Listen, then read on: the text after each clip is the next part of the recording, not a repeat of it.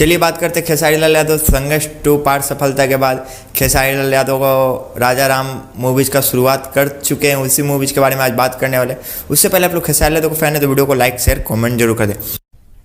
अरे कहना क्या चाहते हो? मैं आप लोग को बता दूं खेसारी लाल यादव का संघर्ष 2 काफ़ी अच्छा कलेक्शन हुआ।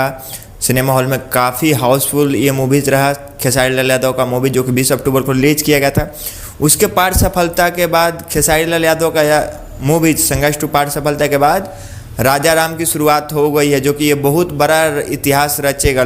दूसरे कोई बोलते हैं कि हम लकीर खींचेंगे, तुम क्या लकीर खींचोगे? खेसारी लाल यादव तुमसे पहले लकीर खींच देते हैं।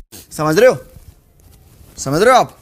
समझ रहे हो? खेसारी लाल यादव को राम बनने का सौभाग्य प्राप्त हुआ, बहुत ही अच्छी बात है भोजपुरी इंडस्ट्री के लिए। खेसारी लाल यादव राम बने और जो राजा राम मूवी जा रहा है संघर्ष 2 से पार सफलता के बाद, ये बहुत ही बड़ा और कीर्तिमान, बहुत ही इतिहास रचने वाला ये मूवी, जो कि राजा राम का शूटिंग चालू हो गया। जो मूवीज खेसारी लाल यादव का 10वीं से ही चालू हो गया। काफ़ी बवाल ये मूवीज मचाने वाला है राजा राम। आप लोग इंतजार कीजिए। खेसारी लाल यादव का ये राम का लुक देख के काफ़ी फैन फिदा हो गए हैं भैया। फोटो तो एक से एक खेसारी लाल यादव का और वीडियो क्लिप आया है जिसमें खेसारी लाल यादव कितना अच्छा, कितना बहुत सुंदर लग रहे हैं। मिलते हैं अगले टॉपिक के साथ, तब तक के लिए धन्यवाद।